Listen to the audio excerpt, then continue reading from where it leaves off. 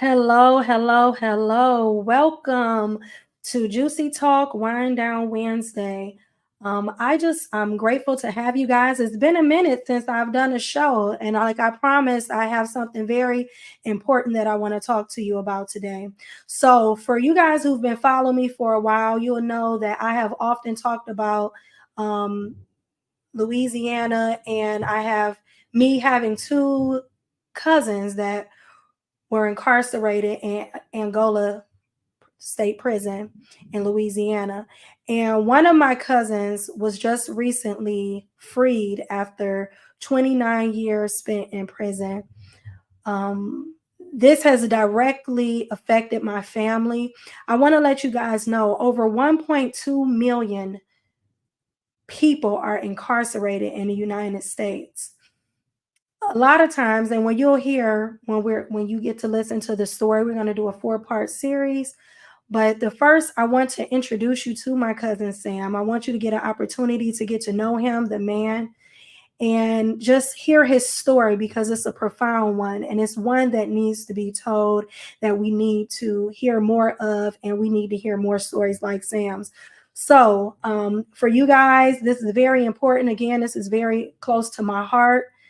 And I just want you to follow me on a journey with my family, my cousin Sam. I'm going to bring him in and we're going to get started. Sam was recently, if you're just tuning in, he was just released from Angola State Prison after serving 29 years in prison for a crime that he did not commit. I want to say again, this is for a crime that he did not commit. He is an innocent man, innocent, and he was freed from prison. And you're going to get to hear from him directly. And so I'm going to bring him on. Hey, Hello, Sam. hey, how you doing? Hey, how are you today? I'm all right. That's good. So, Sam, my cousin, first I want to say I am ecstatic to have, I'm happy. Our family is blessed. We're so appreciative that you are home. It's been a Yes, long time coming. I know, cousin. It's so good to see you. You've grown to be so beautiful. I miss Thank y'all, you. and it's like a dream. Like you said, we're blessed. We are blessed. We are blessed. So, Sam, for those tuning in, I know that this is very important to you that we get your story out and we talk. But before we go into what actually happened, I want people to know you. I want them to get to know the Sam that I know as my cousin and the Sam that we all slept on at my grandmother's living room floor when we was kids Oh, on the front porch. or on the front porch Yeah, because it was hot in the house. I yeah. want them to get to know the Sam that would lay newspaper down on the floor in the living room at my grandmother's house, and all the baby cousins, you would fix their plate because And my then grand me. and you would sit them down on the floor and you bathe the kids, you bathe your brothers and your sisters, you changed their diapers, and you fed us, you made sure we was good. Well, That's Sam that I grew up watching, looking up to. I mean, it was like I always was like before the twins and Katie, Aaron, and Weenie came along. Rest of so, I was the baby. It was Shalita, Gary, Jody, then me. So I never got to really do nothing. And one thing I do tell people is that I realized that when I had little brothers and sisters and little cousins, that I was like all the time looking at my big brothers and my big cousins, like, man, I wish they would help me do this and they would help me do that, and they would spend time because these are like adults to me. So that's why I had so much fun spending time with y'all, because I knew, this was gonna be cool. This was gonna be me. I get to be the big brother. I get to push the sway. I get to be the one with all the strength. I can outrun everybody. I came up. I got big cousins. When we play freeze tag or race, I'm always the last one. So when I race y'all, I didn't know. I didn't want to, really burn y'all. So I'd run, let y'all keep up with me, because I was just having fun. I always want to beat my big cousin. I remember letting I think it was Matt or Hassan, let Mm-hmm. me at something, and how excited they was to know that they beat somebody that was 2 times their size. Mhm. No, I just that's remember you was the go-to person. I know that when we were growing up and you would come up to Cleveland to come visit from Louisiana, I know that you was the go-to person. Like everybody called on Sam. They'd be like, Sam, I need you to do this. Sam, go around to the corner to the store. Sam, go play my numbers. You was like the go-to person. We were yeah. so dependent on you. Like you were your mom's right hand. You was everybody's right hand.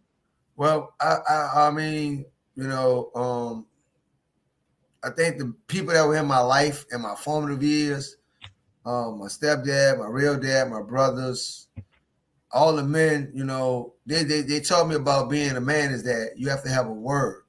It's like, and you can trust me to do something, or you can trust me not to do something. That's the type of person I was. I mean, there was no, grandma used to call me man child sometimes. She said because I was a child and a man. And, Yeah. I mean, I could be stubborn. If I didn't want to eat something because I was a finicky eater, I wouldn't care about going to bed hungry. I wouldn't care about getting punished. I just know I'm not going to eat that. And if they asked me to do something family, because I always felt like family was important to me, because most of my friends were my family back then. Yeah. And being relied upon is like my two big brothers. Everybody used to think I was the oldest. And being relied upon, it was just, it just was the natural mantle that they was preparing me for. Well, what's crazy about that is you saying that is because even though I remember Jody and all of your older siblings, Gary, I remember them, right? Right, But not when I was a kid. Like when right. we were kids, it was just Sam, and you felt like the oldest because they didn't come to Cleveland that often because they were adults, and doing their own thing. But you were like, I just remember you being there. Well, Gary and Jody was like Joe was only a year older than me. And for some reason, I just was like, what is it called me, highway baby? If you crank a car up when I was little, like right now today, Katie and them, they laugh because they'll take me on a car trip, and after maybe about 10 minutes, I'm in there asleep. She said, hell, you sleep better in the car than anywhere else. And that used to be the thing that if anybody was driving somewhere or they was going out of town, if nobody else wanted to ride with you, go get Sam. You can wake me up in the middle of the night, give me a glad bag, you to throw some clothes in there. It might be mine, it might not be mine. I'm not worried about packing. All I'm worried about is I got a seat in the car and we fit to go somewhere. You know. Because I remember a couple times that my aunt Kat, your mom, will be on the phone with grandma, and she'd be like, "I'll be up there in the morning. Me and Sam gonna leave out in the morning to, Yeah. drive to Ohio." And here's the thing. She used to be lying, and I used to be sitting there because they was like, well, who helping you drive? She telling them that I'm driving. I never even got behind the wheel. That I No, know. fast as she used to drive, people's like, man, you treat your mama like she's your chauffeur. Fast as she used to drive, I used to always jump in the back seat. She's like, what you? I'm gonna be in the back seat. Oh, Mm-hmm. so Yeah, but Kat. we made so many trips to Cleveland Mm-hmm. driving, and I'm talking about we make it there in a couple of days because we drive nonstop. That's And true. Y'all, I didn't watch y'all make it in. Like y'all leave out at 8 o'clock and be there by 8 in the morning. I mean, the few times that I did get a chance to drive, she taught me about the highway driving, like when it's raining, getting behind a 18 wheeler to kind of keep the rain off. Different things she taught me about the highway. If you're tired, pull up to a rest area. If it's raining too hard, you can't see. Never be afraid to pull off the road, let the storm pass you. You know what I'm saying? Mm-hmm. The value of listening to your AM radio. Back then, we used to listen to AM radio to know the highway conditions, the weathers, and everything else. Mm-hmm. And I learned all this from my mom.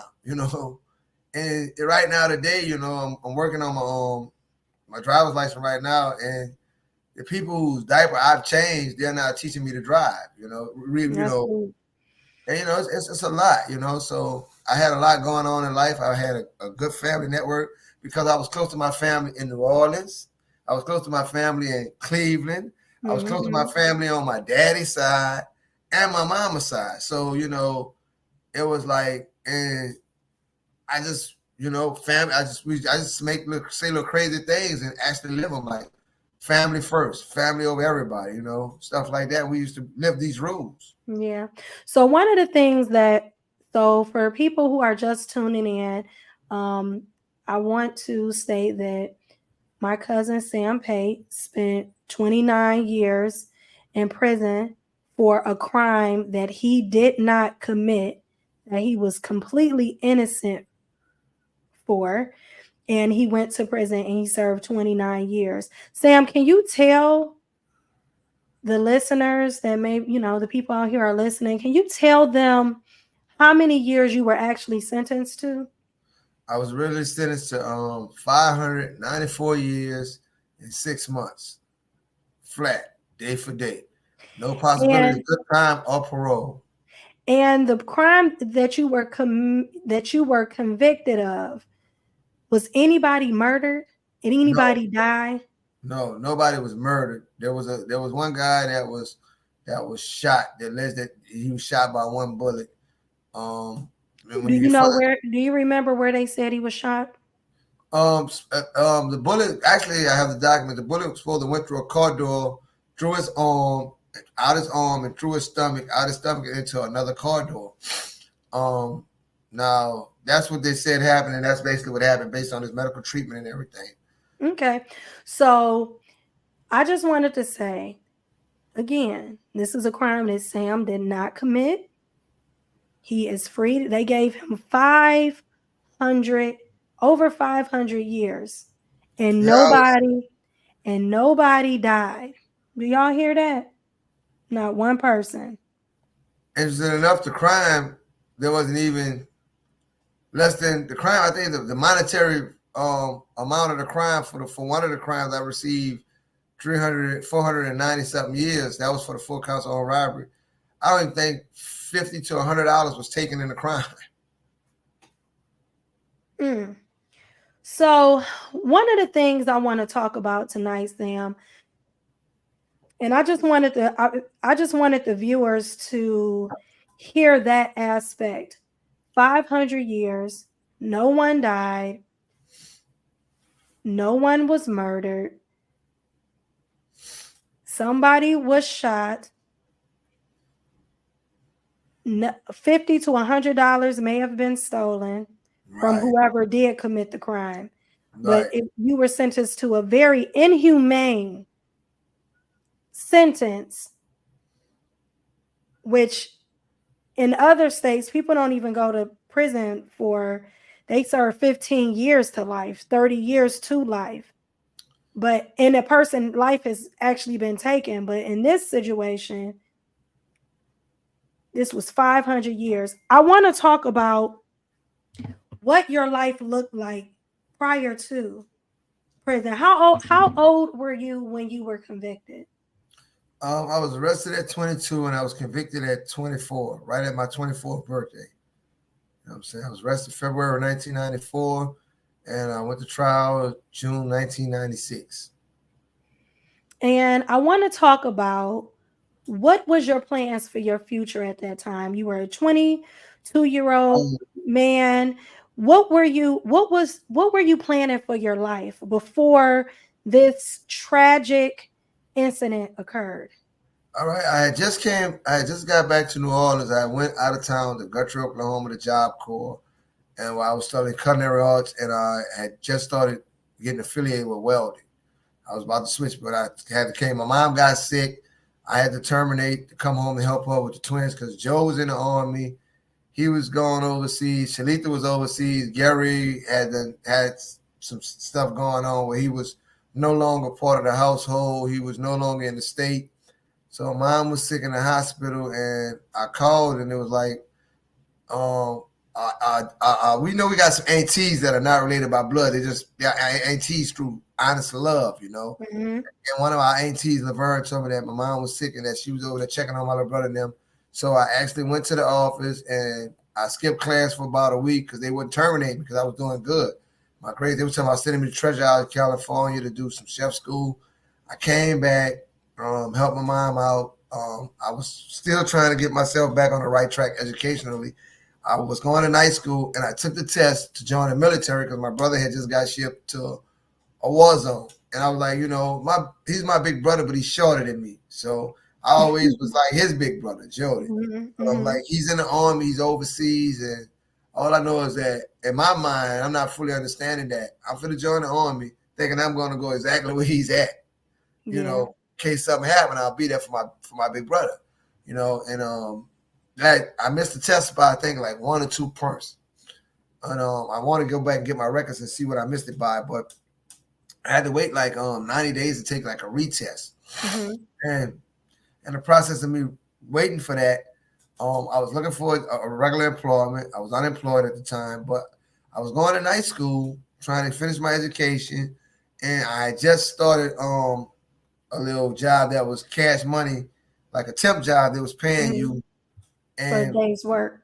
Yeah, and they was actually sending guys to we were scaling ships, and the guys I was picking up debris, and he was like, I seen the guys welding. He said, man, you want to weld? He said, I can send you to welding school through a place at Avondale Shipyard. And I said, nah, man, I'm just gonna do this here, scale ships and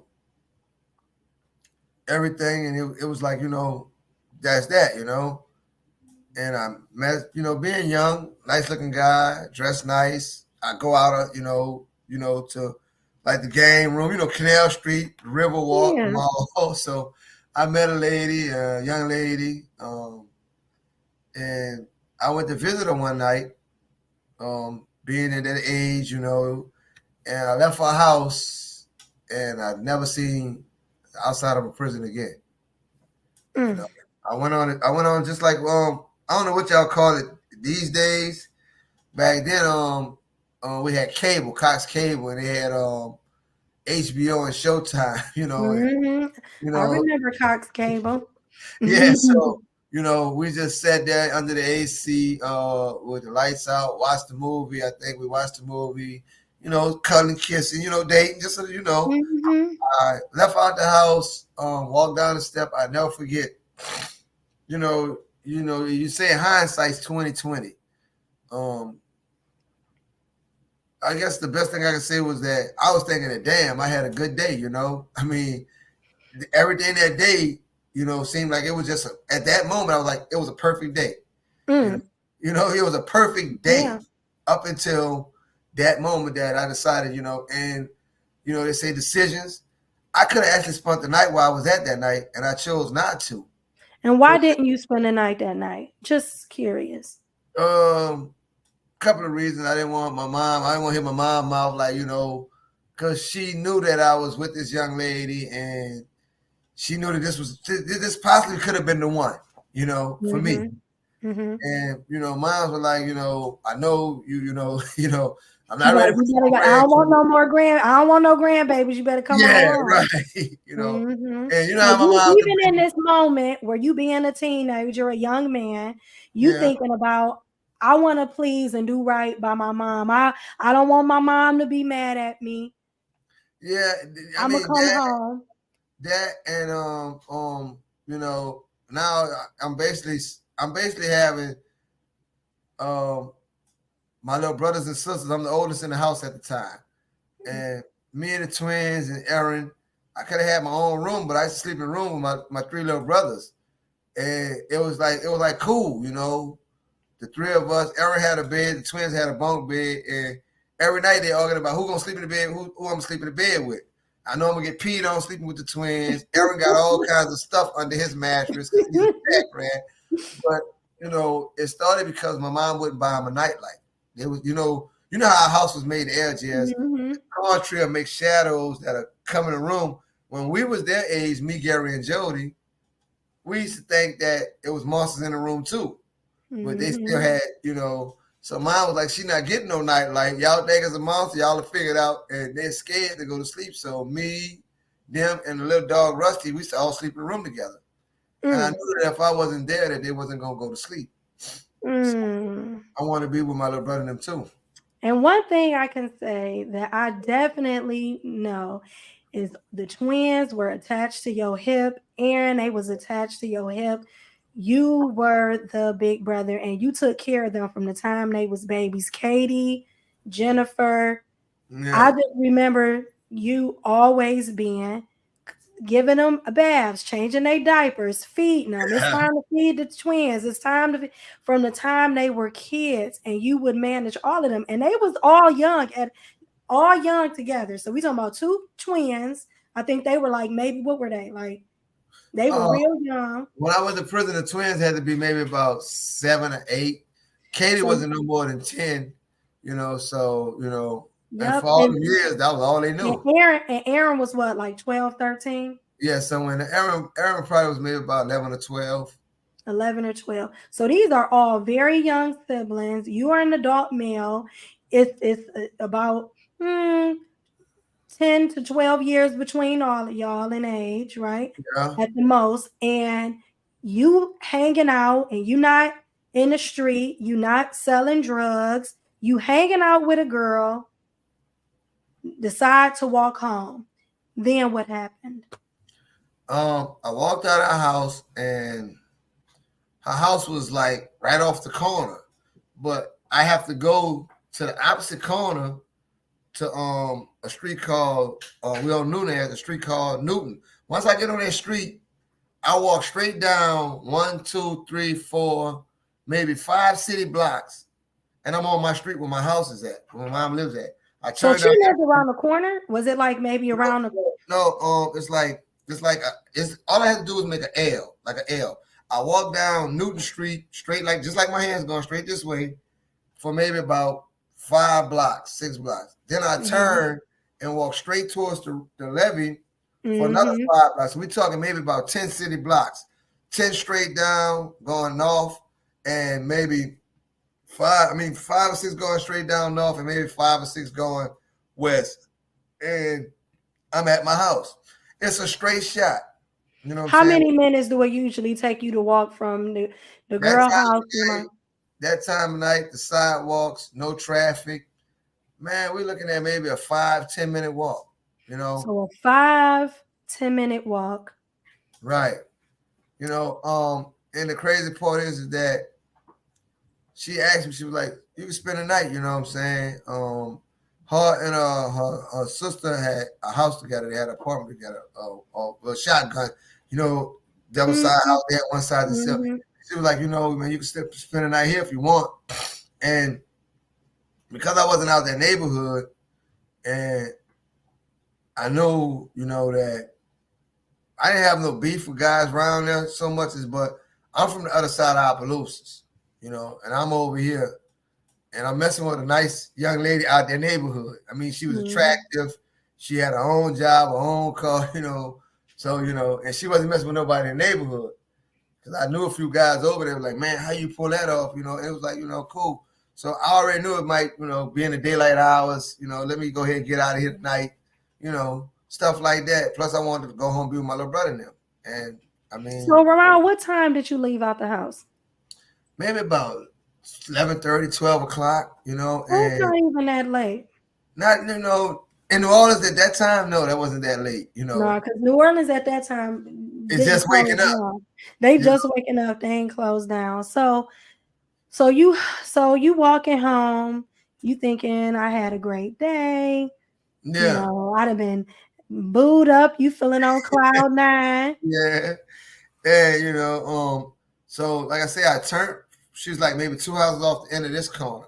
But I turned to go to the opposite corner, and I walked down maybe about 2 houses. The entire block lit up, blue and red lights everywhere. It's like they was coming out of the ground, just like Jack in the Boxes, And, So you see the police. Yeah. And they already looking for somebody, but you ain't thinking they got a whole group of guys down there on the car, Okay. and being where I'm at in the block. I mean, some people say, well, maybe why didn't you just turn around and go the opposite direction? There's a police car coming down behind me with his lights on, trying to sweep. And I knew I hadn't done anything. I was like, you know what? I'm just gonna walk past him because it looked like they already got these guys on the car. They're, I've been on the car before, black male, I live in the hood. They're gonna ask you your name, social security number. If you don't have a warrant, they're gonna let you go. So I'm figuring that's all they doing. Them guys. I don't have any warrants on me. I don't have any attachments. I'm actually on parole because I had caught a possession of stolen property charge. Did some work release and got out, and I'm getting my life back on track. Um, and they're about to expunge it because it's a non-violent offense. It's my first offense. They're about to expunge it off my record. It's not going to affect me. I had just did my selective service card. Mm-hmm. I was getting ready to register to vote. There's a lot of things I was getting ready to do, and I'm trying to start my life as an adult now. I realize that I'm 22 now. At this time, 21, you're old enough to buy a beer. And back then, if you was old enough to buy a beer, you was a full-fledged man in the eyesight. So now, me and this young lady, we're starting to talk about possibly moving in together.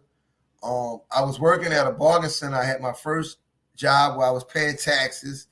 I found out that the government get a dip, the state get a dip, So I'm working for a place called Top Gun Bargains. I'm earning a paycheck. I opened up a savings account with Fifth District Savings and Loan, and I mean, I'm just really starting to see. You was a young kid trying to start your life. Right. I'm just And starting you to. didn't do anything wrong. You just leaving a girl house. You didn't have any reason to fear or have any fear in this moment Right. because you's like, I'm an innocent person and I'm literally just walking up. I'm just a Right. black man walking down the street. Right. So now here's the thing. Like I say, there was on the car, but there was no lights shining because it's dark. There's how edges that's on the street lights like everywhere. So the moment I get out the house and I make about maybe 2 houses down, all kinds of blue lights come on from out of nowhere. I'm like, what the heck? So I kept walking. I'm making sure my situation's safe. And there's some guys right here. And as I'm walking past, I hear one of them say something. And they say, hello, the police are pointing guns at me and say, get on the car. What did they say? They just two guys jumped out. Detective, I found a lady was a detective, and a patrolman. They draw their guns on me. Don't move. I was scared. I'm like, it's dark. I got my hands up. They put me on the car. They made me lay face down on the car. The hood was like almost burning my face. That was something they used to do back then, make you lay your face on a hot hood, see how long you could take it. And I hear a guy say, yeah, that's the one, say he says something. He says some stuff about take your charge and B take your charge. And next thing I know, I'm being arrested that night and charged with maybe 13 capital offenses. I mean, and when it all said and done, I got convicted on 6 counts. I was charged with 13 counts of my original bill information. And the counts that I was charged with, I mean, it's crazy because some of those charges that they said never happened. So a black man walking down the street, leaving his girl house, some random person say, hey, you a random guy walking down the street. The police already had this guy, and he said, that's the guy that did it. They already have him. And when you get more into the story and find out what all they did when they had him, he was this close to being arrested for the charges that I was arrested for. And basically, he is there's a 90% probability that he committed the crimes that I did the 29 years, which computes to 10,739 days. That's the exact amount of time that I did in prison, for something that I didn't do. Yeah, at the time I'm like 5'7.5", maybe 5'8". They're looking for somebody 6 feet tall, 220 pounds, heavy and stocky build, and I'm skinny Sam. I look like they say I look like a broomstick, like the little stick man. I was all straight lines, and so it's crazy, that I went through that, but it's been a humbling experience. So they booked you, they took you to jail. Did they allow you to call your mom? They allowed me to make one phone call, and the time that I did get the phone, my mom answered, but she was a little groggy. Actually, I was in central lockup 3 days before I got another call for her to understand that I was telling her I was in prison. And mom was upset because the charges that they charged me with, attempt murder, I had a couple of attempt murders. I had a slew of armed robberies, and When they arrested you that night, did they ever find a gun on you? they never found the weapon used in any of these crimes ever. There's a description of a weapon. Um, Now, interesting enough, the description, the night of the crime, a person would say, well, I don't know what kind of, you're a gun specialist, you're an armorer. You deal with guns every day, but you say you don't know what kind of gun you got shot with the night you got shot. And then So you come back. I know that's something that I don't really want to. Yeah. We gonna table back because I wanna bring something up. So you called your mom. You let her know that 3 days later she realized because my aunt at the time, your mom, she was sick. So you're at home. She find out you're in prison. Then what happened? All kinds of bondsmen went to contacting her about because she owned her own home, putting up her property to bond me out of jail. My bond was like a couple of $100,000, you know. Once they got past 100,000, I was like, well, ain't no sense of thinking about bonds. So, you know, and I was telling my mom, look, don't put your house up, you know, because I didn't understand the bond process. I had never had to deal with the magnitude of those charges. So now I'm in prison. I'm charged. I'm arraigned. And what did they charge you with? 9 counts of armed robbery, 2 counts of attempt armed robbery, 2 counts of attempt murder. And all these crimes happened on different days. And it was like a whole bunch of different victims. And I went that night, I was charged with all these crimes. And nobody had identified me yet. No victim had said, hey, that's the guy that robbed me or shot me. So the police did not have a guy in the car to say, hey, can you identify him on the scene? There was none of that. It was just a guy that was on the side of the street. It was a guy that was already on a police car. He was already on a police car. Turned around and pointed at you. And he turned around and said, hey, that's the guy that did it. And he originally said, I killed somebody and nobody ever got killed. His exact words were, everybody know who killed that lady. Come around here bragging about it all the time. Sam did that. Bitch, take your charge, right? But the night that I was arrested, they wasn't investigating. He said your name? Yeah, he said Sam did that, you know. And here's the thing. The night I was arrested, no lady was harmed that night any crime that I was charged with. So if he's saying I killed a woman, you know, why was I arrested for a robbery? He accused me of being a murderer. But they gave me a whole slew of robbery charges. So I want to talk about briefly. Okay. That night that you was arrested, were you the only person arrested? No, me and the co-defendant, Darryl Johnson. Did you know him? I met him that night. And never seen him before that night. I mean, now, is this the guy who pointed you out? No, he's a guy that they said that I was supposed to have been a co-defendant. I mean, he was supposed to be the 2 guys that did the crimes and all that, right? He had seen me before, probably playing basketball. We talked about it when we met. We got in Old Parish and we talked about, he was like, well, he said, man, I've been knowing you was messing with a girl down there.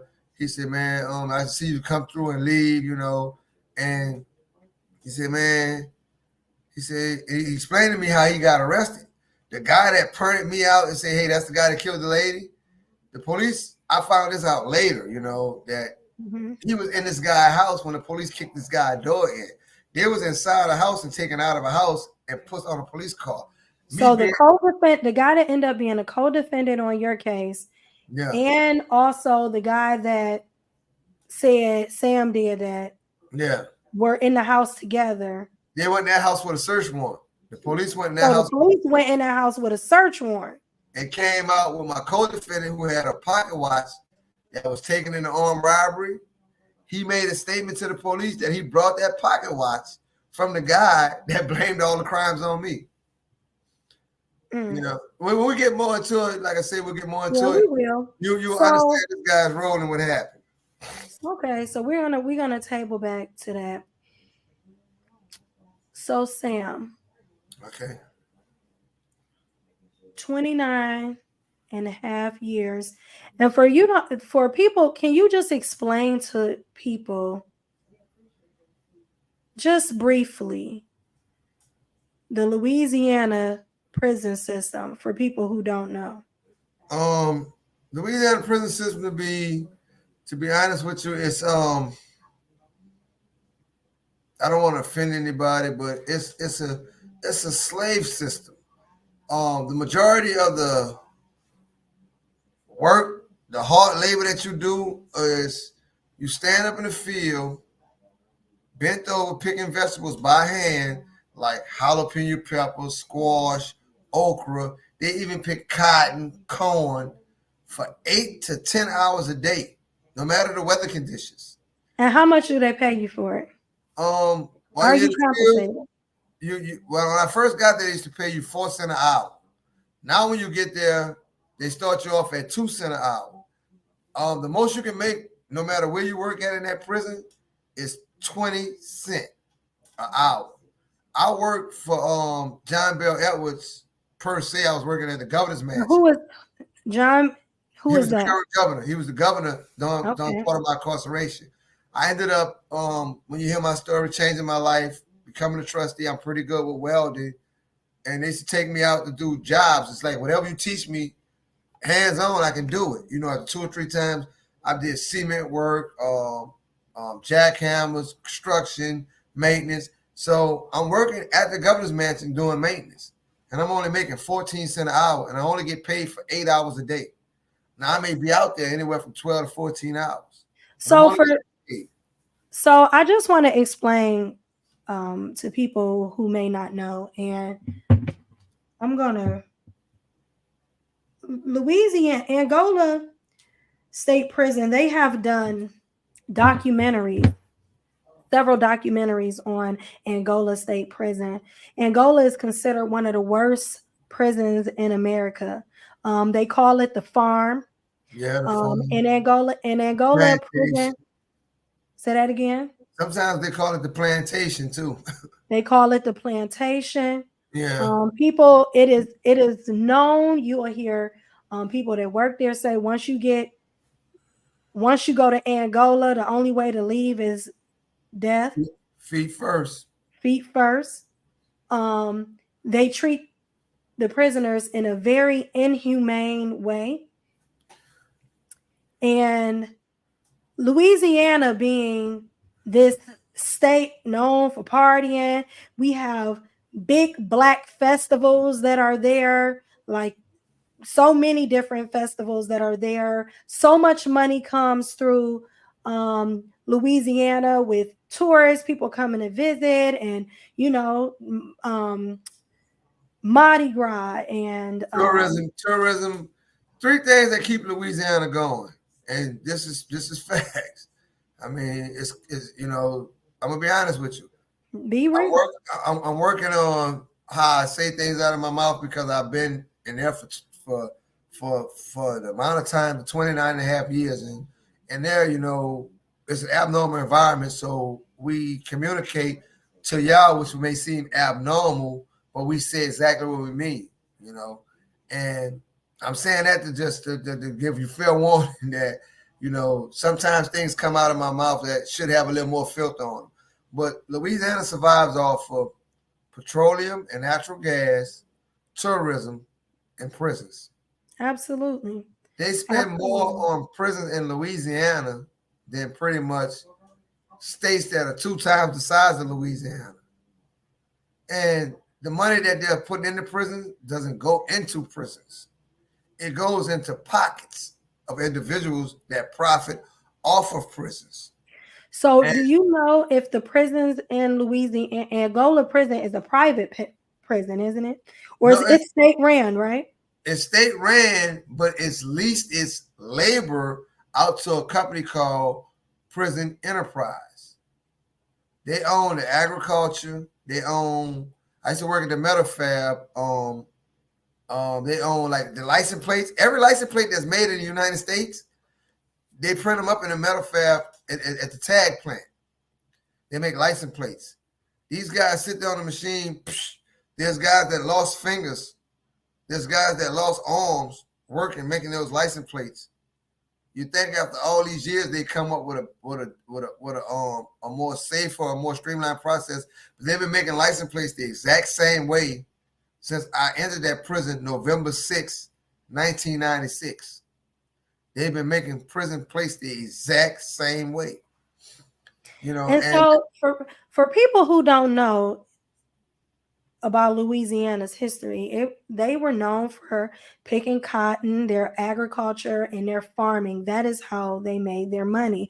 When slavery was ended, they had all these farms, all of this agriculture, all of these jobs that they had been making this money off of with slavery, through slavery, free labor, and they no longer have the ability to get free labor anymore. So they created a system and laws. They enacted laws and legislation to make sure that Louisiana never stopped practicing slavery. Okay. There was only 2 states in the entire United States that allow for a person to be convicted by only 10 out of 12 jurors. That's what had me in prison. When I got convicted, I went to a 12-man jury process. 2 of my juries felt that the evidence was not enough to convince them that I was guilty. So I was never convicted beyond a reasonable doubt. But Louisiana and Oregon are the only 2 states that allow for persons to be convicted on what they call a non-unanimous jury verdict or a split jury or a 10-2 or 11-1.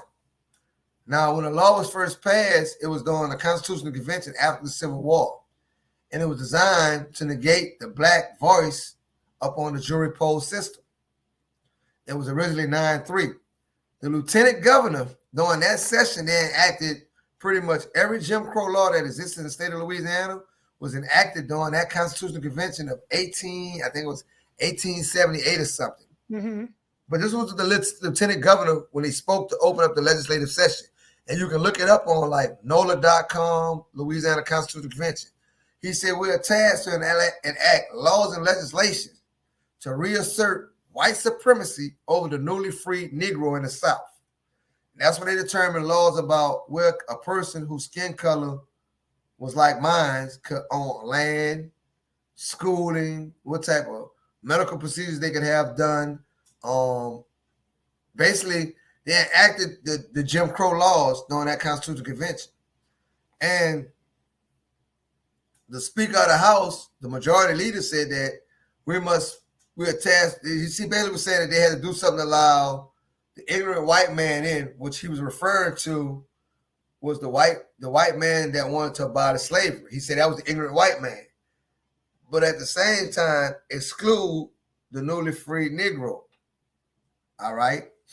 So now when you read this Constitutional Convention and you understand that these people came specifically to enact laws and legislation to hinder or keep the black man under the white man. You know, they say the exact words was reassert white supremacy. Reassert.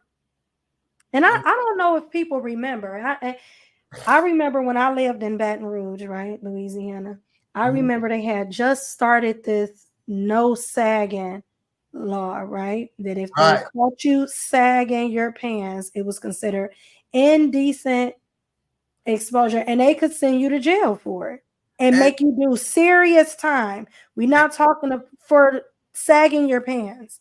And the reason that they did that, it was because there were a lot of black people running for political office, and it was to utilize the disenfranchisement laws, meaning that if you were convicted of a felony, you lost your right to vote. I tell this to every young person. And they made this a felony. They made sagging your pants a felony. I want to say this to all the young people and all the people who do not register to vote, who think that their vote does not count. I want to take this one moment to say this here. if it didn't count, if it didn't have power, if it didn't have meaning, why do they spend so much money in acting laws and legislation to take that power from you? That's absolutely, Sam. I don't That want is to get off subject, but I just that wanted was to a share that. that was a profound thing that you just said, and you're absolutely right. They go through great lengths to stop us from voting. If it wasn't important, they wouldn't even care. That's and I just felt like that. I know how I tell young people that I come in contact with is that when I was your age, I felt the same way, and I wish that people would sit down and talk to me the way And I have a young guys tell me that because I met a friend of my nieces. He was like, "Man, you know what, man?" He said, "Man, I just feel so much better talking to you, knowing that you've been through what you've been through, and here you are. You're not even worried about you. You're telling me that, hey, man, you're young. Your future's in front of you. You know what I'm saying?" And I told him, I said, man, I showed him my voter registration card. I said, I never registered to vote. I never believed I had this power. But then I realized that we're not talking 100,000. We're not talking 10,000. We're talking $1 billion spent to stop me from just going to the polls and saying, hey, man, I want this guy in office. And I wonder, why would you spend so much money for something that's no threat, that's no threat to you, it's no harm to you. That's very And true. now I need to understand, what is this power that they're trying to take from me? Mm-hmm. And why we ain't using it, and that Yeah. our ancestors fought, died, bled, was beat for us to have the right to be able to vote. So, Sam, one of the things that I want to talk about now, I know, how many days has it been since you've been out? Let's see. I got out July 14th last month. I've been out maybe the 14th of this month was maybe say 30. So today's like the 22nd. So maybe about 40, 50 days, close to 2 months. Okay. I mean. And I want to talk about some of the things that you have experienced since you've been out. Some of the things that you've done that was like the first time again. Some of the things that you have fun and you've done, or that you miss doing, that you've done again. Or what was the first thing that you did when you got out? The first thing I did when I got out was I got me a real Sonic chocolate milkshake. I'm a chocoholic. I think being able to sit down and talk to my brothers and sisters, the people that supported me and stayed in my life without hearing somebody say, this is a call being monitored by, to have longer than 15 minutes, to spend with them, to talk to them. I think I stayed in New Orleans a few hours and I realized I didn't know anything about New Orleans, but coming to Florida, it was like, it's like I'm walking around in a dream state a lot of times. Some of the simplest things, learning to use an air fryer. Having my niece tell me, Uncle Sam, you're gonna learn to fend for yourself. You're gonna learn I'm not gonna cook for you every time you're hungry. You're gonna stop being scared. You're gonna learn how to do this yourself. They have electric stoves. We had gas. Understanding these cell phones and how you spend money. Cash App. Yeah, and it's finding the demographics of my family, how much it's shifted.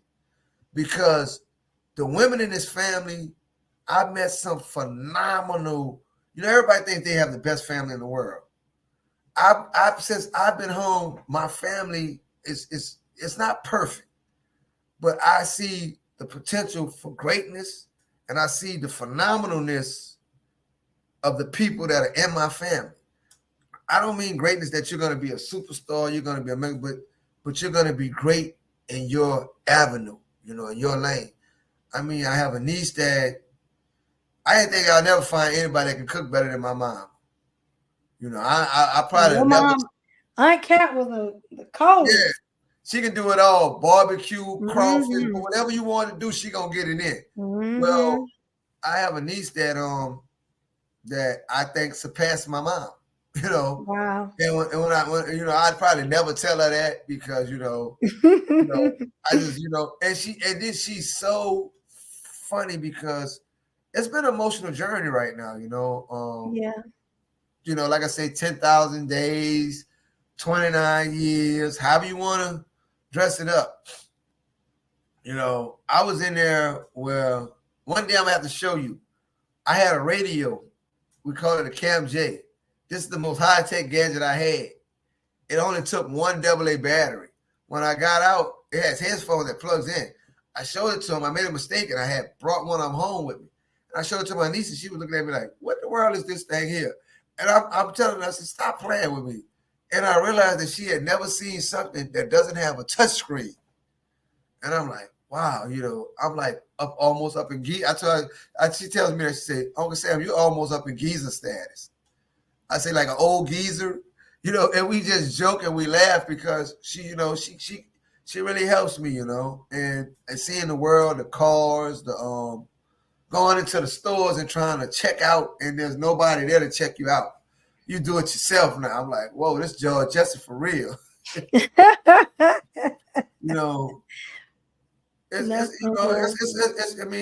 like, it's exciting because it's like every day it's a potential to learn something new. That's the thing about prison that a lot of people don't realize is that you don't have a choice about what you can learn, what you can eat, what you have access to. I haven't seen an R-rated movie in 29 years legally. Now I've seen some bootleg R-rated movies, prison being that, but and me and my friend was talking today, and me and a young guy was talking today. I said, my biggest challenge is right now? Trying to find out what is freedom. I've been gone so long that, at times, I'm worried because that place takes a lot of your humanity from you. It tries to. And I fought it. I'm not bitter. I did 29 years of my life stolen from me, and I can say I hate this person, I hate that person, but I still be in prison if I was saying that. I'm free. I'm so free that nobody has any ownership in me but me. When we get further down the hole, you understand that I answer to nobody right now. I'm what we prisoners say, people that have been in prison, I'm free.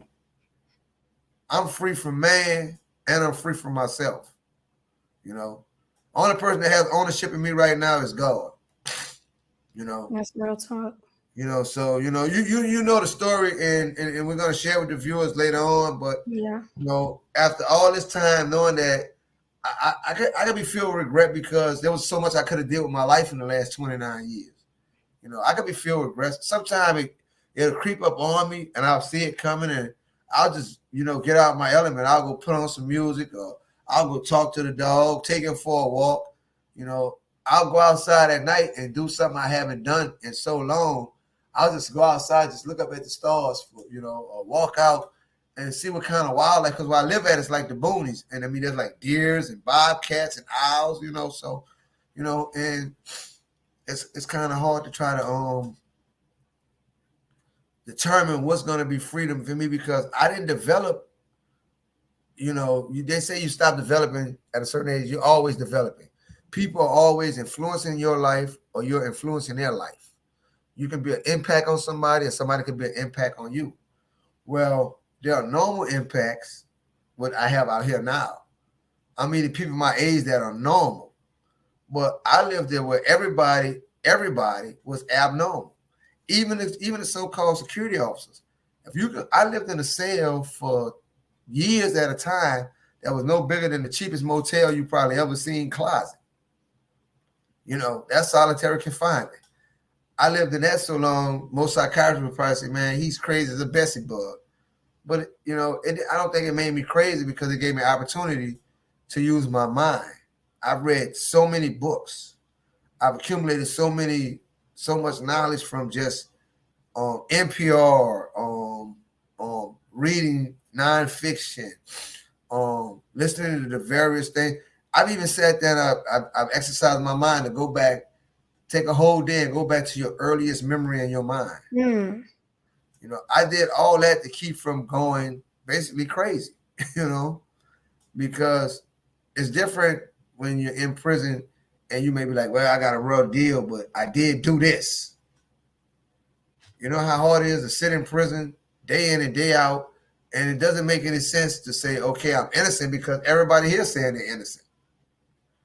So why would you believe me if everybody else is saying the exact same thing, except he got caught with a head, he got caught with this, No, I'm innocent, and I always wondered, the the people that love me and never turn their back on me, do they really believe me when I tell them that I'm innocent? And my baby sister told me at 10 years old that she was gonna get me out of prison. Out of everybody in my family, she never, ever once stopped fighting for me, stopped praying for me, And I tell her, that I'm walking around today and I feel weird a lot of times because I know I am a miracle. You are a miracle. You are a miracle, Sam. And one of the things that this is always amazing to me, is your resilience, but also how encouraging you are as an individual and a person, despite everything that you have encountered and you've been through. Because I had made, I don't tell a lie. When I first got in prison, I was full of piss and vinegar. I'm not. My mom died as soon as I got there, right? So hold that thought, Sam. I need to do something. Okay.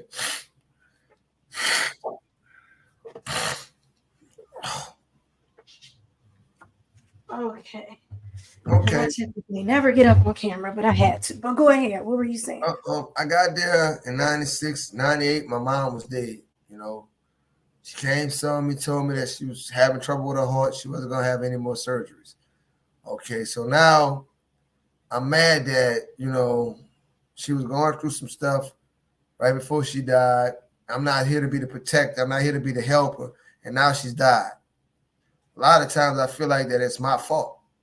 Me being in there probably took the last of her life out of her. Out of all her kids, I'm the only one that she said that would actually argue with her. You know what I'm saying?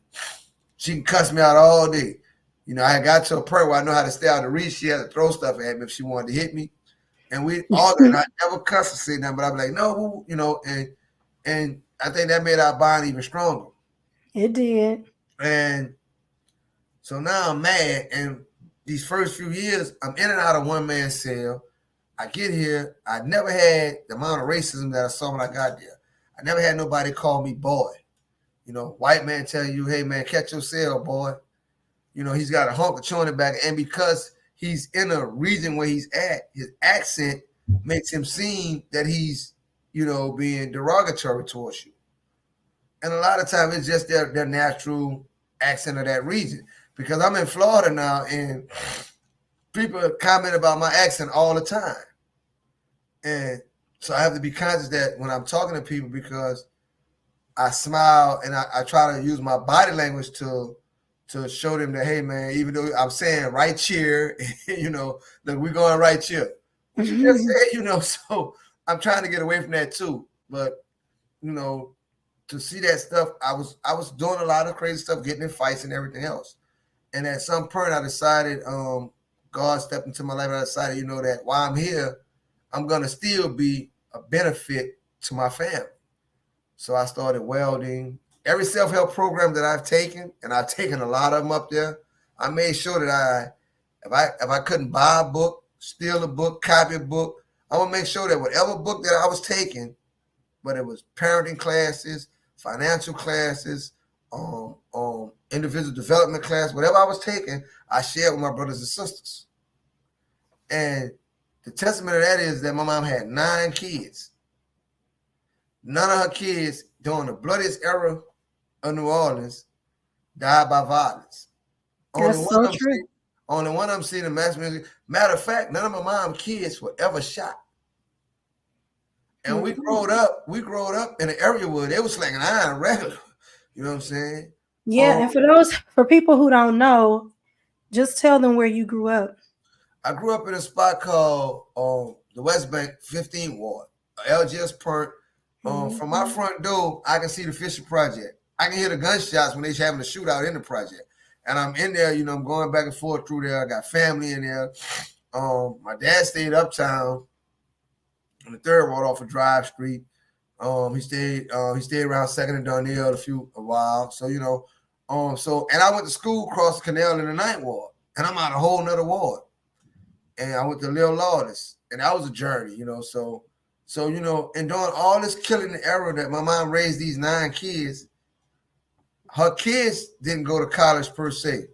The twins, Erin, Katie went to college. Now, Erin has a daughter that graduated college.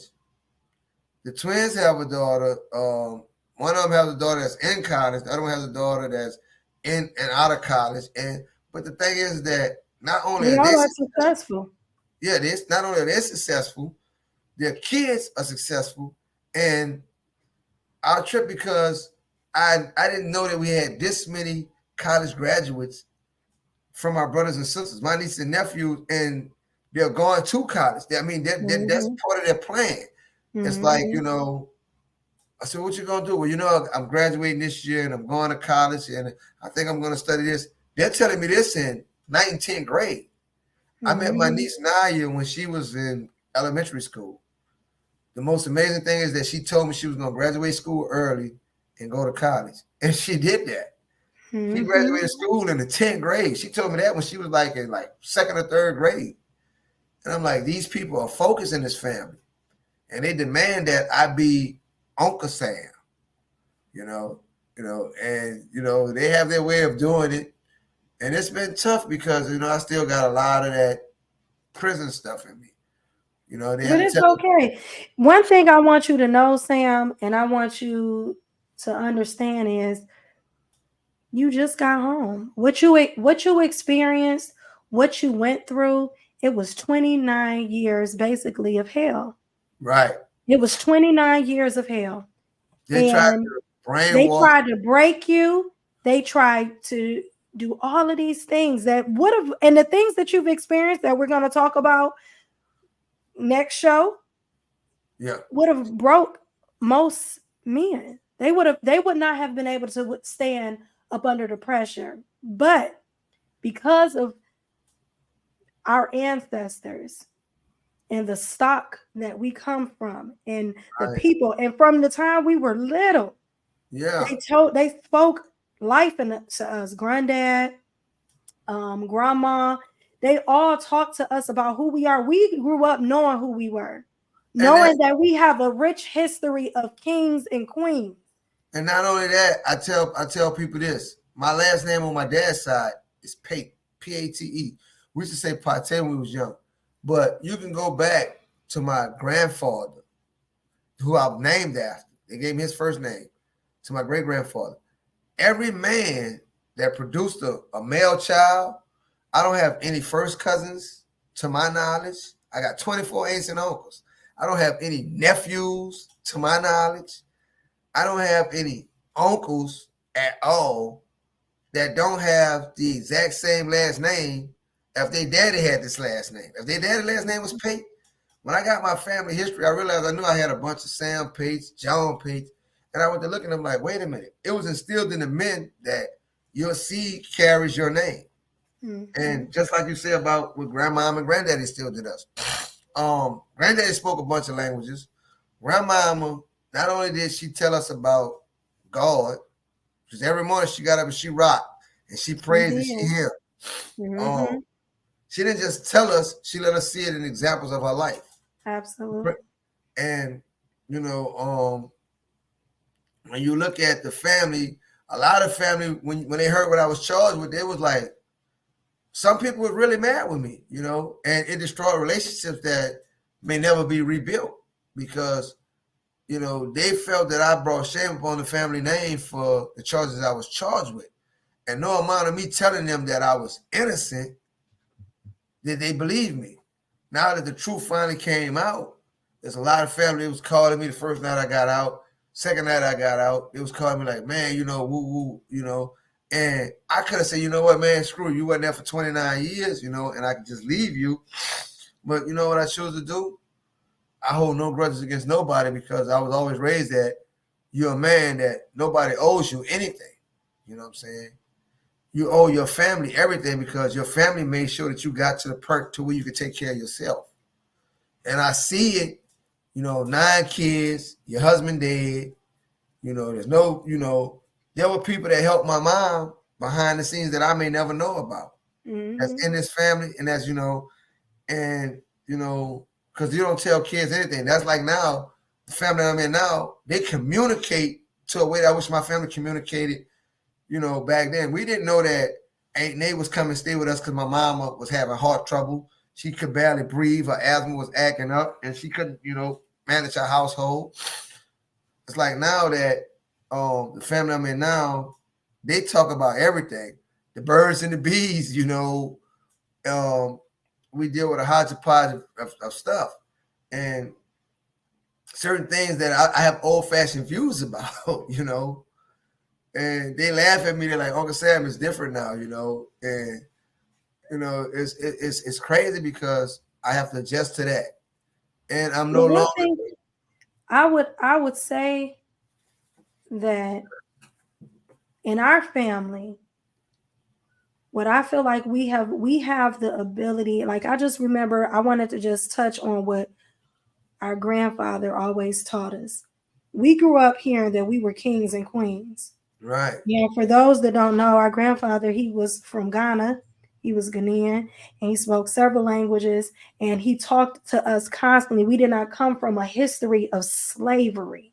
That right, wasn't our only history. He was able to tell us that this is not how we live, this is not how we are in right, our original state and our original country. And it's shaped and molded us. And when you have been taught that from the time you were a child, that you did not come from slavery, that your history doesn't start at slavery, but where you were from, your yeah. family already, it was kings and queens. We were people of stature And, and and, and greatness. that's the amazing part. Like I said, if you look up my family history, my granddad lived in, and where I was in prison at, that's where my dad's family was from, basically, in that area. And that he owned his own land, his own car as early as 1923. I was like, wow, he was listed as being able to read and write and eat his food with a spoon and fork. That's on my dad's side. He was a traveling musician. On my Mm, mom's side, my granddad, he seen the entire world before I was born. He was a longshoreman. He traveled all these countries. Like I said, he spoke all these different languages. yes, he did. And, you know, He got a whole story in and of yeah, itself. Just even him working for you know, yeah. And being he an got on, interpreter. with this, making this kind of money early on when it was legal for them to discriminate. There was no such thing as discrimination laws. He was treated Mhm. fairly and equally when it was still legal for them to discriminate outright. Because he was so intelligent. Right. And he And, could not deny his intelligence. and that's something that used to really hurt me in prison was because I realized my thirst for knowledge. I wanted to take a Spanish program. I wanted to learn Spanish because there was a lot of Latino guys coming in there and we were real good. I'm good with the Latino brothers. Shouts out to y'all brothers, Latin American Culture Club and everything. But I wanted to be able to communicate with them and they wanted to be able to communicate with me. And I always did want to learn Spanish. And then security said that's a threat to security. I'm inside a maximum security institution. Nobody has ever really escaped. They brought some Army Special Forces dudes and let them out and say, here, see if y'all can get off this terrain. There's no fence around this prison. It's just a natural barrier. Alligators, rattlesnakes, terrain. Nobody, Special Forces guys couldn't do it. What threat do I pose to security just because I want to learn? That's like being, there's stuff like they say the cage bird sang or the road that grew through the concrete. There were books that I got papers from my lawyer when she was sending me books, words, and they was denying my book saying that they were a threat to security.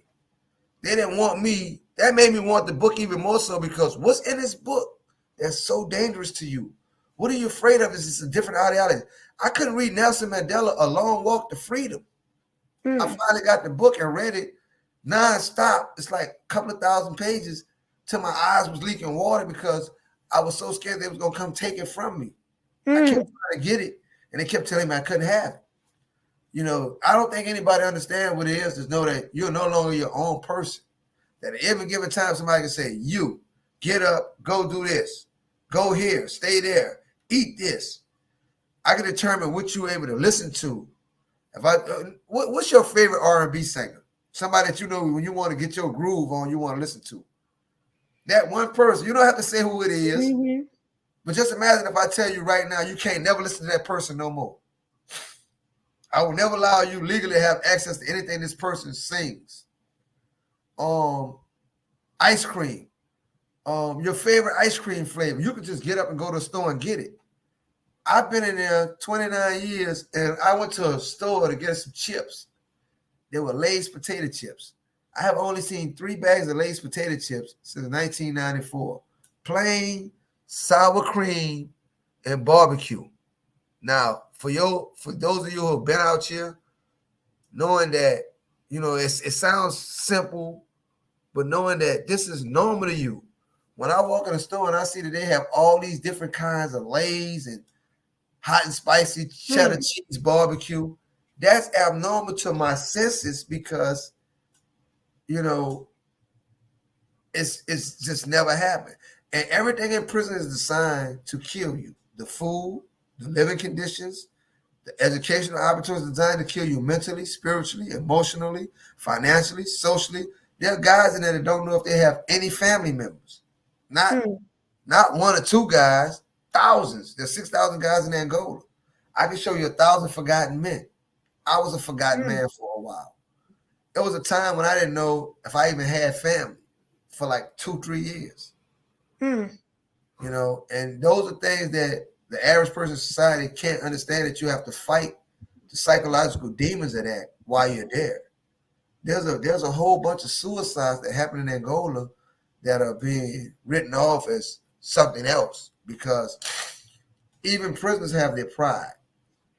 Everybody, whether they admit it or not, when you start doing decades and you say, man, this is all I'm going to get out of life. This is all that I'm going to get out of life, is that I'm going to be in captivity. I'm going to be in bondage. I'm going to be in forced servitude. Right now, I should be preparing for retirement, and I'm looking for a job. All that was stolen from me, and I just refuse to let bitterness, anger, hatred, resentment, I had a dictionary, a collegiate Webster dictionary, and I used to look up every negative emotion. I look it up, and I look up pretty much every word that describes that negative emotion to see if and look for it to show up in my life. So when it first shows up, like I say, hey, you stop right here and you go back. Bring me some joy. Bring me some peace. Bring me some happiness. You know what I'm saying? Bring me some faithfulness. Bring me some humbleness. Bring me some attributes that I can instill in me, instill in the people around me to make the world a better place. Teaching a guy how to read, teaching a guy how to wail, knowing that he's going to get out of here. I'd rather him get out of here and never have to say, hey, you give me your money, than to get out of here and say he's got to go back to doing crime. And that's what I started making my passion after I got out of my knuckleheadedness. And I also want to impact the people in my family life. There are people that I've just met recently that I've never seen before that I talk to on the phone. I've never seen their face and they've never seen me. But I've impacted their lives just from talking to them on the phone. And I wasn't doing that intentionally. It wasn't a conscious thought. I was just being who I always was, the person that helps the family. I'm the big brother. So I got to help my little brothers even in there. I can't give y'all money, can't give y'all strength. I can give y'all the knowledge that I'm accumulating. And knowledge take you further than any money can ever take you. I just want to, I know that we have a lot to cover, and this is just part one. Right. We're going to do 4 parts because it's so much. You have so much of a story to tell. Right. And it's so many layers to it. So next time that we come, we're going to talk about your actual situation and how you ended up, your actual case. Okay. We're going to go over your case information because I want people to understand how you were wrongfully incarcerated for 29 years. This is important to us as a family, but it's also important to us as a community because this is happening every day and it's wrong. It's wrong. And I'm gonna say this, and I want everybody to fact check, whatever you want to do. Exonerations. There are guys that are in prison right now to where the person they have co-defendants, and the co-defendants come clean and say, you know what, man, we got busted. Me and you could get busted on the charge. I did the charge. You was nowhere around. I'm gonna fight the charge because I don't want to admit guilt and go do the time that they're gonna give me. You have nothing to say about the charge, but you're my co-defendant. And you can't say, well, let me turn state and say he did it because you don't know anything. All right. And now you're going along with me. We both get found guilty. I did the crime. Maybe later on down the line, I have a spiritual awakening or whatever. And I decide, you know what? It's wrong for me to have Michelle sitting in prison for something that I did. And I said, you know what? Let me write this affidavit and say, hey, look, man, I went and pulled this crime off. Michelle didn't have anything to do with it. I didn't say this years ago because I didn't want to admit my guilt and put myself in a situation where I'd be in prison and couldn't get out, right? I can write that document, clearly taking responsibility for my actions, and give it to a judge, a court, or give it to you. You know what the court's going to say? Oh, well, you in jail with him, so you're going to be in there with him. That shouldn't happen. And that's why this is so important and why we have to get that message out, because that should not happen. No one should spend 29 years in prison for a crime that they did not commit. No one should spend 29 years in prison when there's all kind of evidence that they were innocent from day one. And a prosecutor, somebody who has a code of ethic that they must live by, an oath that they take, and sit back and bury evidence when a person is innocent. That should not happen in the United States of America. It should not happen. That's what this is all about. That's why this story has to be told. And they're still hiding evidence from me. They're still hiding documents. They're still hiding documents and evidence from me. And interesting enough is that the person that prosecuted me got fired. When we get into the story and you pull up the facts of why they allowed him to resign and what he was doing, and you'll be like, wow, why wasn't all of the cases because this guy got fired for basically falsifying evidence for convictions. And none of the convictions or the trials that he prosecuted were looked at. Not even my case. I got what's known. There's no way to say it other than this here. I got a blessing. I got a miracle. Because I was talking to a guy the other night. He's in Angola.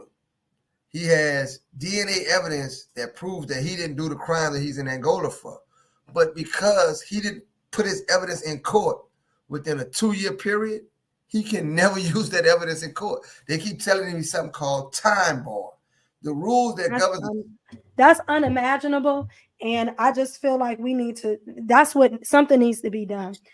We have to collectively change the laws in order for something to be done, because nobody should sit in jail when there's DNA evidence exonerating them. And it really boils down to money, them not wanting to pay out for taking someone's life away from them. And we're going to get into that. And it's so much. When I tell you, you have to tune in so you can hear the rest of Sam's story, because it's so much. It's so much. It's unimaginable. Okay. Can I get him 5 3 to 5 things? You stop me when you're ready. That's going to come out over the next segments. Go ahead. 5 things that we're going to talk about. The judge that prosecuted me said it before I was prosecuted, that he was going to sentence me to hundreds of years of the 23rd century. 2, there's multiple police reports written by one detective that when you see him, you don't know what I actually was charged with. And they contradictory to one another. And the detective allowed a guy whose house he went in with a search warrant, who was the original suspects of these crimes, who brought them to all the evidence taken in these crimes. They allowed him to sign, the same detective allowed him to sign a statement blaming crimes on me under 2 different names. And the statements that he signed, the crimes that he was assigning, saying that I did, they never occurred or they either never was reported. So the statements to him bring saying, oh, he killed the lady and all this. A lady never got killed. No lady got shot or hurt. It's stuff like that. And they've been had that for 29 years and they sealed it up talking about work-related, redacted, work product. To keep from giving me the evidence that I needed to prove that I'm innocent, they would tell me something, oh, we're going to black it out. They gave me a piece of paper that was just jet black. We got that paperwork unsealed, and it was a police report that said the suspect was 5'11" to 6 feet, 180, 220 pounds. I only weighed about 145 when I got arrested. So those are things that are going to come out later. So fact 4. What's the fourth thing? The amount of money that was made off of my labor during prison, during my 29 years, they kept half of my incentive pay for all those years. When I left prison, I had accumulated in my savings account $36.50 for 29 years of labor. Not only did I pick vegetables, I was a welder. I welded at the very seat of the state power at the governor's mansion. I can walk to the governor's mansion and show you in Louisiana that cement slab, I built that. Those wells up under that fence, I did that. See that roof up there? I repaired that. See that hole right there? I jackhammered through that. And I was only making 14 pennies, working 12 hours, only getting paid for 8. And then they want to keep 7 of those. In case I die, that's what they say. They keep you half of your incentive pay to pay for your burial costs and all that, So they're telling you that you're here till you die. We're going to take half of whatever you make so that when you do die, we can bury you. And number 5? And number 5 is that even though I had all this evidence showing that I was innocent, the justice system will never admit that it's wrong. So what they did was they gave me a choice. And basically, how you rush to make a decision? I could have stayed in jail another year, maybe a year and a half, fighting the actual innocence. And it was a 60-40% chance my way that I was going to prevail. And sue them for 29 years, and they would have had to pay me twice because I went to 2 separate trials. Or I had a couple of hours to decide if I was going to continue fighting for that or take a plea deal in which I would plead no contest. I would be resentenced to exactly 29 years, 4 months. Time served, but down to the second. And I would be resentenced to that, and they would keep their conviction. They gave me my freedom papers. I'm on no parole. I have my rights to vote. I mean, I can travel wherever I want. I can do whatever I want. I'm a free man. I understand what freedom is and what I was given back to me. And being in a place of 6,000 people, when I went there was only one prison cemetery called Pernt Lookout. Now they're on like Pernt Lookout 5. Nobody leaves this prison like talking about it. And absolutely nobody, very few, less than 1% leave without having some type of parole or some type of string attached to them. So anytime they want to yank you back into the system, they can. They can't yank me back into the system. That in itself is profound, but it's so much more to this story. I can't wait until we dig deeper.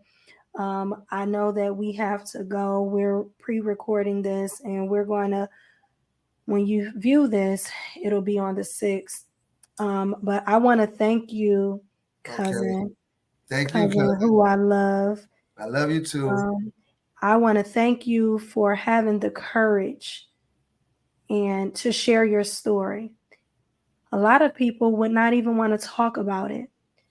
But because you are so strong and you come, I just want you to know our ancestors, they are looking at you and they're pleased and they're proud of the man that you are and the man that you have become. Prison happened to you, but it doesn't define you. No. Like I told you, when they see what's going on and how the taxpayers are affected by the penal system, that's why a lot of education, they pay more for prisons than they put in schools. Absolutely. So why would you not say everybody's not going to graduate high school? Let's just be real. Everybody's not going to go to college. But the money that you put in prisons and the money's not going into the prison towards rehabilitation because one, the parole board in Louisiana lets people go than pretty much a lot of parole boards. So you're spending all this, you're spending almost $1 billion, but your parole board and your pardon board saying that you can't do what the $1 billion is allowed to do, rehabilitate people. Mm-hmm. In order for you to show rehabilitation work, you're saying you're rehabilitating a person. How long should it take you to rehabilitate me? I was there 29 years. Never once did you say, well, let's give him a shot. Maybe we got him. Maybe we, if he was this deviant of society, maybe we fixed it. You never want to check and show, hey, man, we're rehabilitating people. No, what you're doing is you're locking them up, throwing away the key.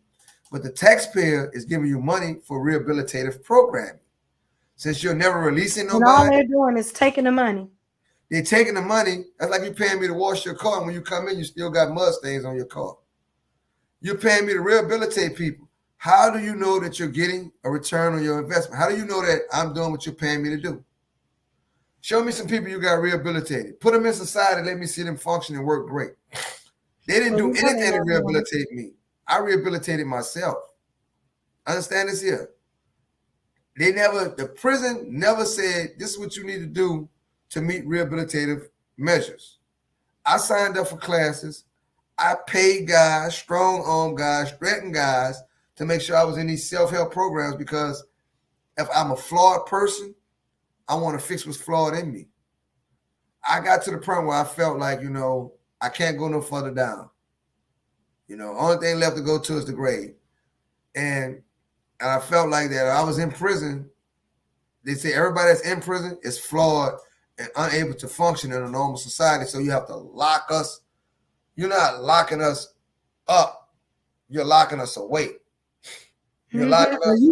You could go to the governor's mansion and work. You can go out in the community to work. You can go to the highways and byways to go work, but you're not fit to live in society. That's the craziest thing I've ever heard. I'm sitting on the side of State Trooper while I'm at the governor's mansion eating lunch. He got a plate in his hand. I got a plate in my hand.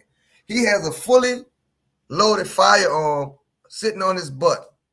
And it's brushing against my butt. I'm jumping like, hey, man, you just goose me or something? Because we laughing at the joke. We just being guys on the job. He said, no, man, that's my sidearm.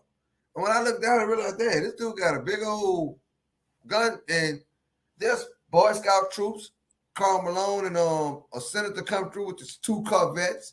These people are walking around, and they don't even know I'm in prison. I'm not in no stripes or nothing.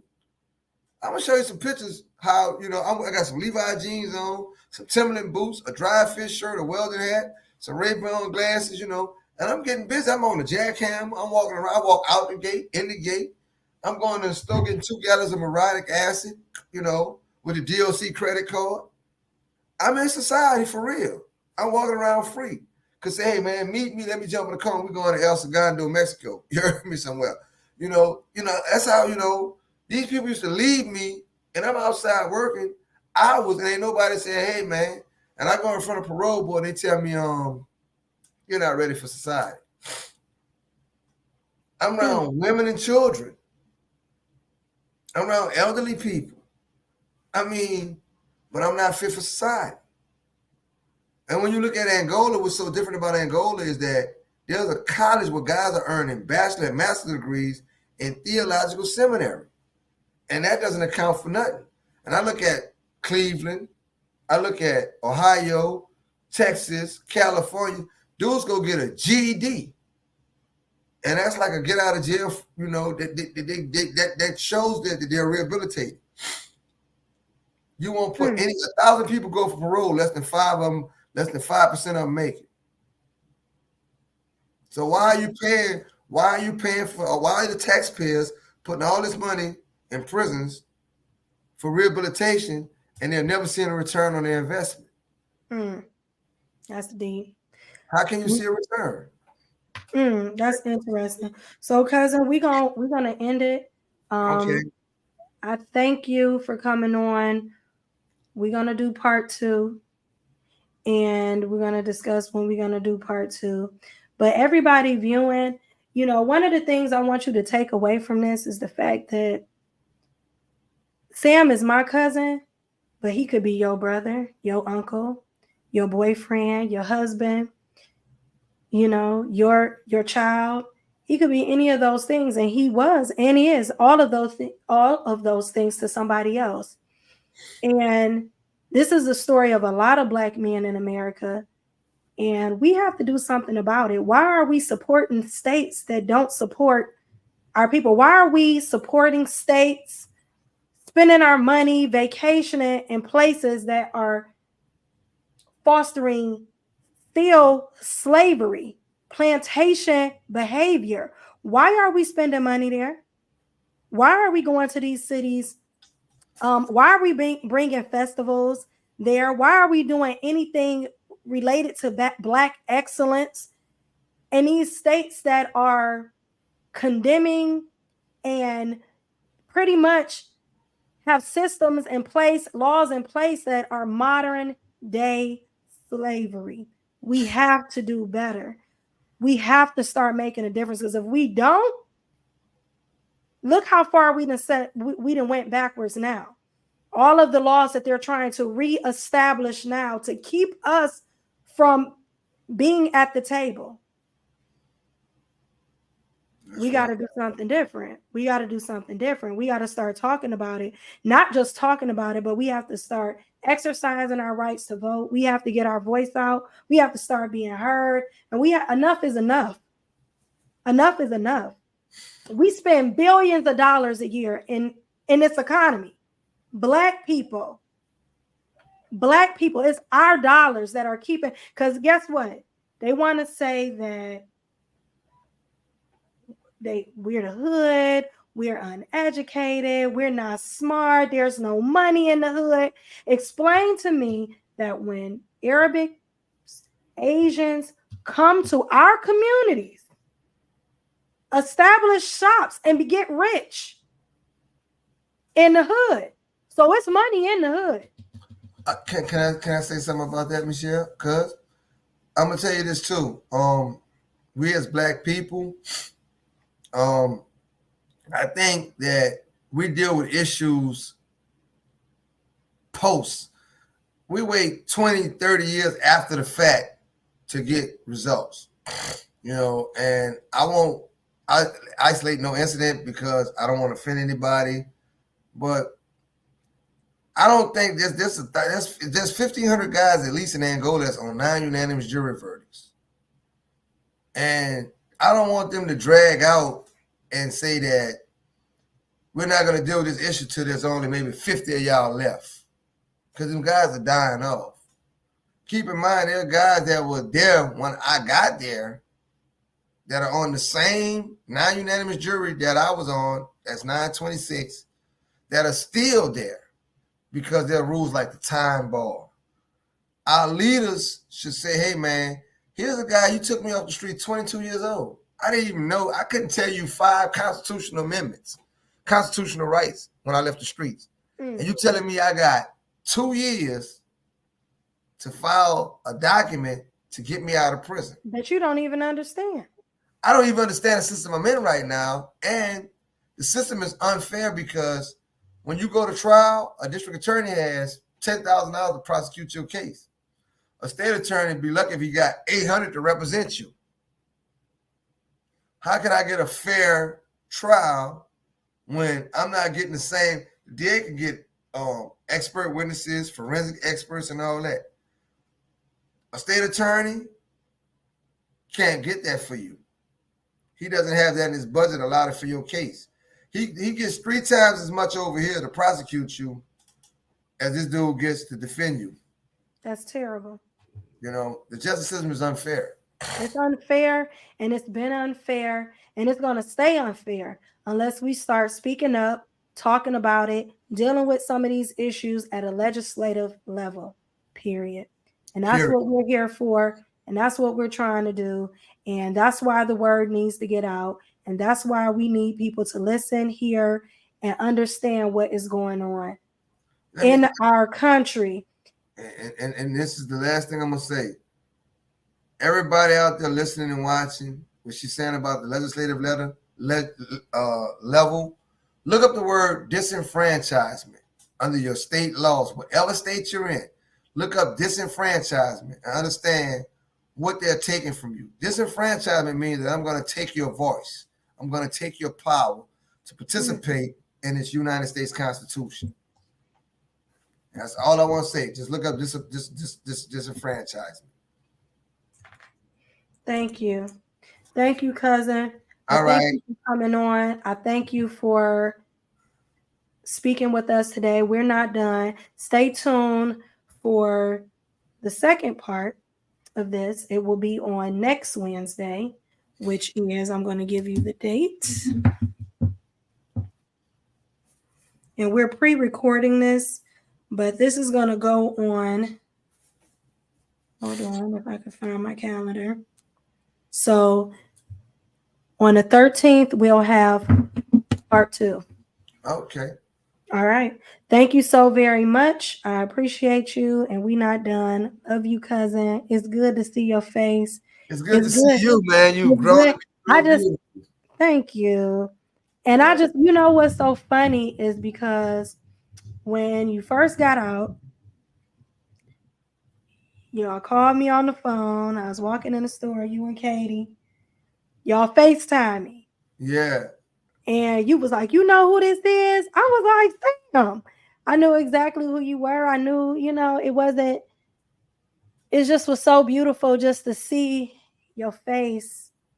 And I love you. And we ain't gonna stop. I mean, sometimes like when I see you, I was a cousin baby. Sean, even like right now, I'm looking at you and I'm holding back tears. You know what I'm saying?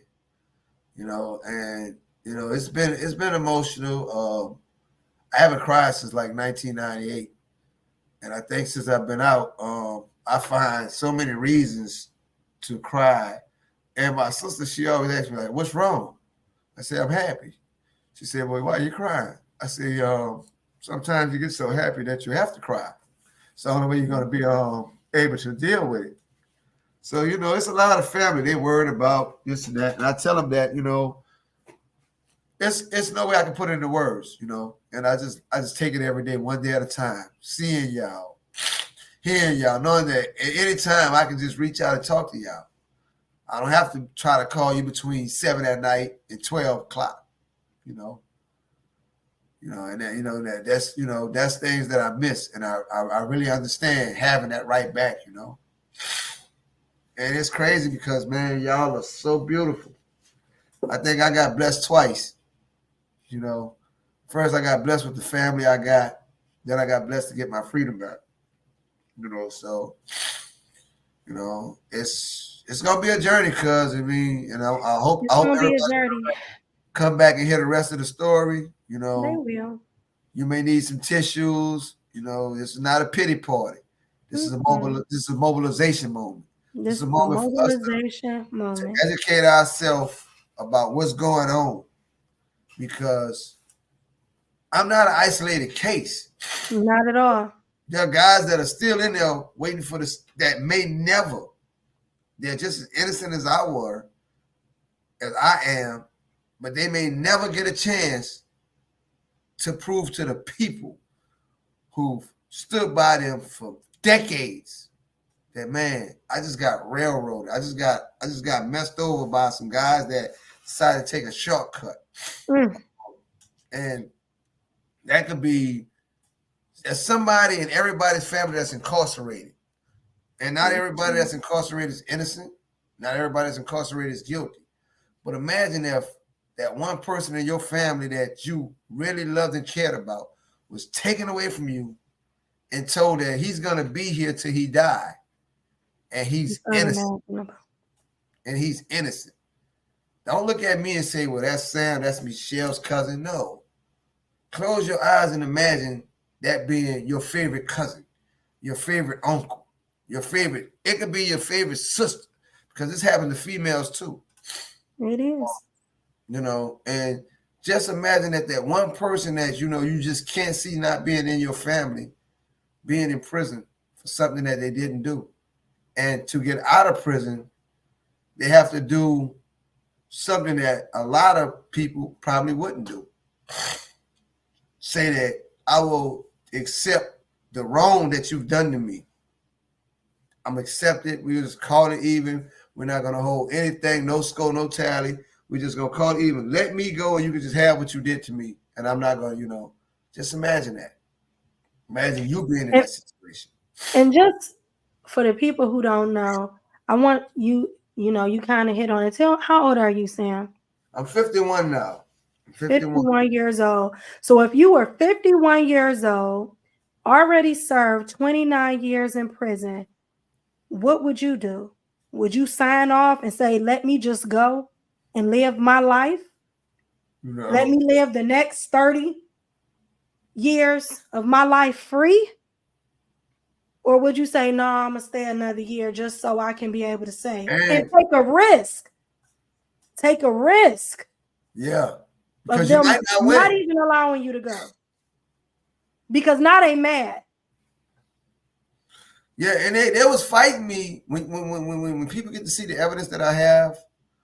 There was dragging my case out. My aunt died. I was blessed to come home and see my uncle before he passed. You know what I'm saying? As a matter of fact, even as I'm sitting here talking to y'all, I mean, I'm still coming to terms that I have to go, that he's going to be having a funeral soon. And, these people were here. These were the people that first told me about God. These were the people that told me I didn't even want to hear it, when I first got there. And they wrote me every month and sent me a Bible scripture. I wouldn't even open up letters because I didn't want to hear nothing about the Bible. I felt like God had turned his back on me. These were the people that when I was at my lowest moments, when I was like, for whatever reason, ready to give up, basically. Look, I'm through fighting it. I'm not, it's whatever. This all I'm going to get out of life. I'm going to get out of life as 4 walls, 3 meals, 3 bullcrap meals that, And 12 hours of work. Yeah, I mean, and you eat all your meals within a 12-hour span. Try that diet. Try getting up every day saying I'm going to eat 3 meals between the hours of 5:30 in the morning and 3:30 in the evening. And I'm not going to eat nothing else. And when I tell you that it was a constant struggle mentally, and I'm going to go on record, Black America, white America, any part of America, there's nothing wrong with therapy. There's nothing wrong with it. I mean, especially for my people that are just getting out of prison. I don't care, how much time you did. It could be more than what I did, less than what I did.